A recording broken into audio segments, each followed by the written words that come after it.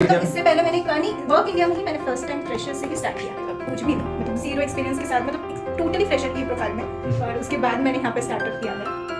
Hi friends, मेरा नाम है लोकेश तिवारी और वर्क इंडिया चैनल में आपका स्वागत है। आज मेरे साथ है सिद्धिका और ये वर्क इंडिया की टीम में सेल्स टीम में काम करती हैं और ये आज हमारे साथ शेयर करने वाले हैं कुछ सेल्स टिप। जैसे हमने पिछला वीडियो जो शूट किया था हमारे सेल्स हेड के साथ, अजाज के साथ, तो उस वक्त हमको काफ़ी क्वेश्चंस आए थे कि सर ये तो काफ़ी एक्सपीरियंस्ड हैं, कोई फ्रेशर है क्या जिन्होंने करियर अभी रिसेंटली शुरू किया हो और वो भी अच्छा परफॉर्म कर रहे हो, उनकी क्या टिप्स हैं। वर्क इंडिया में जॉब लगने से पहले आपने वर्क इंडिया ऐप से कितने और डिफरेंट टाइप के जॉब ट्राई किए थे? ये फर्स्ट ही आपने ट्राई किया था और भी लोगों इससे पहले भी मैंने 3-4 जॉब ट्राई किए।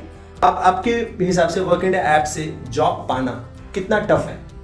मुझे नहीं लगता टफ है, बहुत इजी है। बहुत इजी है। और आपने जैसे बताया 3-4 कंपनियों को आपने ट्राई किया था, उसके बाद आपको वर्क इंडिया में लग गया, जॉब लग गई।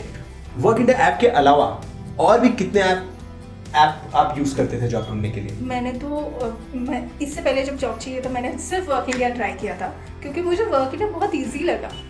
बट बाकी ये थोड़ा अमेजिंग है ना कि आपने सिर्फ वर्क इंडिया ट्राई किया और वर्क इंडिया ऐप में ही लग गया, क्योंकि यूजर बोलेंगे कि ये तो बहुत मैजिक कंडीशन, बहुत आइडियल कंडीशन है। एक्चुअली मैंने तभी जॉब पोस्ट जो देखा था ना, मैं एक्चुअली जॉब्स ढूंढ रही थी बहुत सारे, तो मैं एज अलग कोई प्रोसेस में ही ढूंढ रही थी फील्ड में, तो मुझे ये फर्स्ट जॉब पोस्टिंग दिखा और मेरी नियर बाय लोकेशन का था। अच्छा। तो इसलिए मैंने सोचा कि मैं ट्राई करती हूँ, और फ्रेशर के लिए था तो मैंने ट्राई किया, तो फिर सिलेक्ट भी हो गई, तो फिर आपने स्टार्ट कर दिया, हो गया वर्क इंडिया से। सही है। अच्छा कोइंसिडेंट था एटलीस्ट आपके लिए तो, क्योंकि हमारे यूजर को सबके साथ ऐसा कोइंसिडेंट नहीं होता, आई एग्री, बट आप डेफिनेटली ट्राई करते रहिए, वर्क इंडिया ऐप से आपको मिलेगा। और हाँ, एक बात और, सपोज करो आपको वर्क इंडिया ऐप से नहीं मिल रहा है, दैट्स ओके, आप एटलीस्ट दूसरे ऐप भी ट्राई करिए। तो सिद्धिका जी, आपका वर्क इंडिया में फर्स्ट डे कैसा था?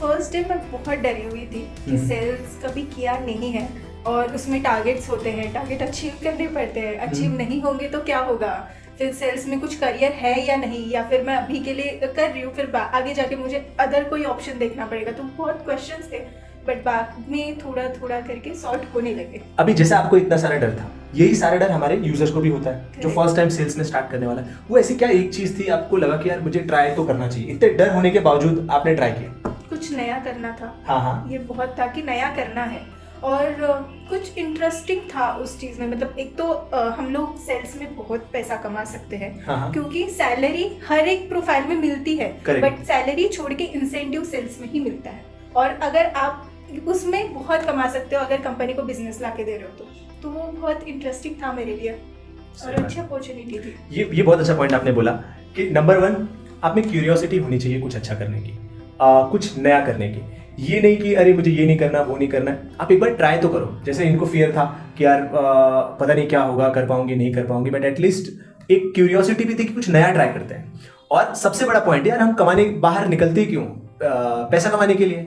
और सेल्स ही एक ऐसी प्रोफाइल है जहाँ पे आप 2x, 3x, 4x, 5x तक अर्न कर सकते हो। बाकी सारी प्रोफाइल में 1 साल तक वेट करना पड़ेगा 10%, 20% इंक्रीमेंट के लिए।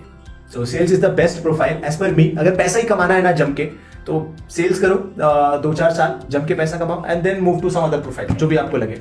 ये मेरा व्यू है, बाकी आपका भी यही होगा आई थिंक। यही है, सही है। और ये जो फर्स्ट डे था, जैसे आपने फर्स्ट डे डिस्क्राइब किया कि इतना फियर बट फिर भी क्यूरियोसिटी थी स्टार्ट करने की, वहां से आपका फर्स्ट ईयर का जर्नी कैसा रहा? मे बी फर्स्ट मंथ अगर आप बताओगे कि फिर फर्स्ट वीक में कितना कॉन्फिडेंस गेन हुआ, फर्स्ट मंथ में कितना कॉन्फिडेंस गेन हुआ, कैसे? फर्स्ट डे से यही हुआ कि मैंने नए प्रोसेस में स्टार्ट किया, जीरो बैलेंस से वो सब करना, फिर पेमेंट्स आने लगे, फिर और इंटरेस्टिंग लगने लगा कि नहीं आ रहा है, तो फिर उसके बाद जो मेरे परफॉर्मेंस बहुत अच्छा रहा, तो सब इंकरेज भी करते आ रहे थे कि नहीं अच्छा करिए, और कर, तो थोड़ा बहुत वो एक्साइटमेंट था कि नहीं सबसे टॉप पे रहना है, सेल्स लाना है, खुद को भी कमाना है, कंपनी को भी बिजनेस ला के देना है। तो वो अच्छा, पूरा जर्नी अच्छा था वर्क इंडिया के साथ, और मोटिवेट करने वाले बहुत थे। मेन इंपॉर्टेंट ये है, मोटिवेट करने वाले बहुत थे मुझे, तो इसके लिए बहुत अच्छे से रहा मेरा। तो आप बोल रहे हो कि एक आपकी क्यूरियोसिटी, दूसरा टीम का मोटिवेशन, और तीसरा जब वो कन्वर्जन हो रहा था तो आपको भी एक हैप्पीनेस आ रहा था कि यार ये काम कर रहा है, और fourth is I would say heavy incentive. Most important. तो इस तरीके से आपकी जर्नी शुरू हो गई। तो ये हुआ first month, I would say कि फर्स्ट 3 मंथ आपका तो ऐसा चलता गया होगा। फिर आपको, जैसे आपने पहले एक मुझे बताया था पॉइंट कि इसमें फ्यूचर है या नहीं है, ये आपको डाउट था। फिर आपको कैसे लगा कि इसमें फ्यूचर भी है, मुझे इसको लॉन्ग टर्म कंटिन्यू करना चाहिए? लॉन्ग टर्म इसलिए कंटिन्यू किया गया, first of all may be उसमें फ्यूचर मुझे दिखने लगा था सेल्स में। अच्छा। क्योंकि ऐसा नहीं रहता कि सेल्स में फ्यूचर नहीं है। एक तो आप पैसा भी कमा सकते हो और करियर भी बहुत अच्छा है। सही बात, ये अपने करने पे है।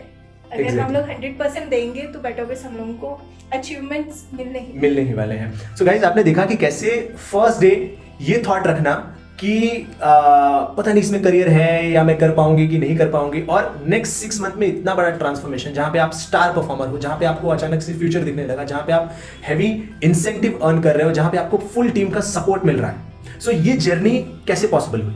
ये जर्नी तभी पॉसिबल है जब आप ट्राई करोगे। ज्यादातर लोग ट्राई ही नहीं करना चाहते, वो पहले ही अपनी जॉब को रिजेक्ट कर देते हैं, वो पहले ही पॉसिबिलिटी को खत्म कर देते हैं। अरे यार इसमें तो मुझे नहीं, पता नहीं क्या होगा, पता नहीं क्या होगा। इसलिए आप एक बार ट्राई करो।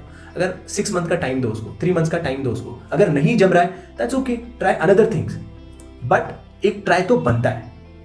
ये आप, अगर आप इस वीडियो को देख रहे हो और आपको एक लर्निंग चाहिए तो आई वुड से एक ट्राई तो बनता है। लर्न दिस मंत्रा, एक ट्राई तो बनता है।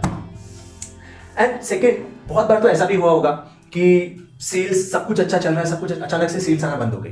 कोई वीक ऐसा आया होगा, कोई मंथ ऐसा आया होगा, फिर उस सिचुएशन में आप कैसे खुद को मोटिवेटेड रखते हो? ऐसा बहुत टाइम हुआ है कि बीच बीच में नहीं आता था, बट टीम ने सपोर्ट किया कि नहीं आ रहा है, आएगा। मतलब एक पॉजिटिव थिंकिंग रखो, आएगा। सेल्स में ये है कि अगर आप सोच रहे ना कि नहीं आएगा तो फिर वो नहीं आएगा। पॉजिटिव थिंकिंग रखो, आएगा। आज नहीं आएगा, कल नहीं आएगा, फॉलोअप्स बनेंगे, थोड़े दिन के बाद आएगा, बट आएगा। होप्स नहीं हारना है, कुछ भी करके करना है और वो अचीव होगा। अगर आप एफर्ट्स डाल रहे हो तो बट ऑब्वियस उसका रिजल्ट तो आना ही है। करेक्ट।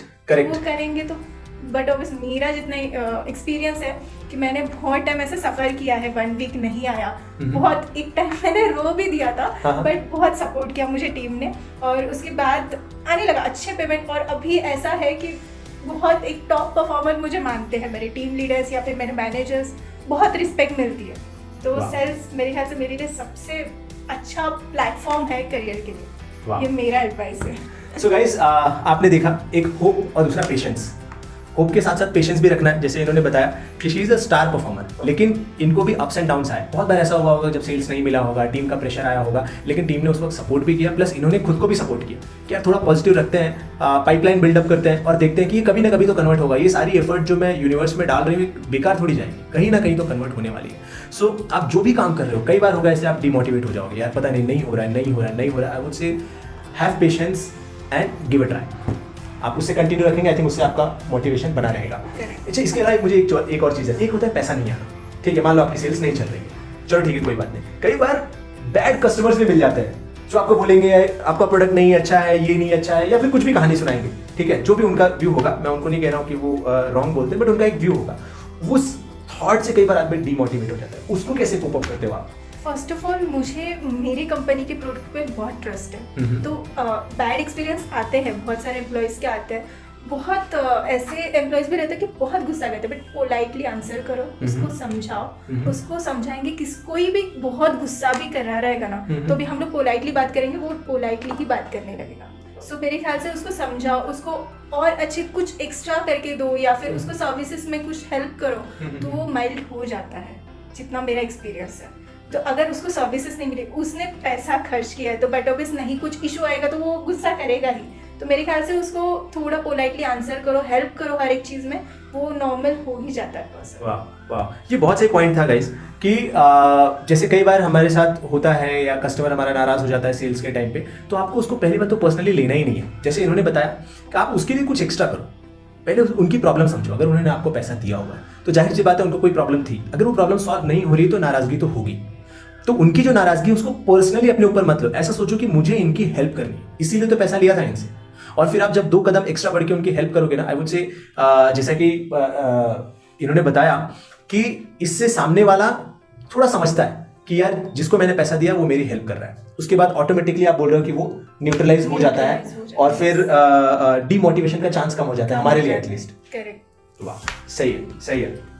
अगर आपको कोई 2 टिप देनी हो हमारे यूजर्स को कि यार अगर ये 2 चीज आप करोगे ना तो सेल्स में एटलीस्ट जितना मैं सक्सेसफुल हूँ स्टार परफॉर्मर तो बन जाओगे आप। मैं तो ये कहूंगी कि आप जो भी कंपनी के लिए वर्क कर रहे हैं उसका प्रोडक्ट अच्छे से समझो, उस पर ट्रस्ट करो, पेशेंस रखो। सेल्स में पेशेंस की बहुत ज़रूरत है, और वो एक बोलते ना पॉजिटिव थिंकिंग रखो, बहुत अच्छा रहेगा। और जो भी टारगेट कंपनी से मिल रहा है ना, वो एक टारगेट उससे ज़्यादा ही माइंड में सेट करके आना, तो वो अपने आप अच्छे से अचीव हो ही जाता है।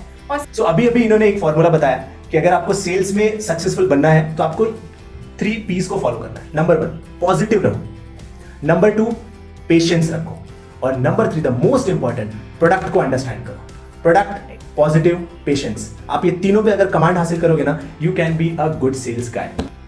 ये था हमारा आज का इंटरव्यू सिद्धिका जी के साथ। आई होप आपको कुछ लर्न करने मिला होगा। हम ऐसे और भी इंटरव्यूज लेके आते रहेंगे, अलग अलग प्रोफाइल्स के। हमारे साथ बने रहिए।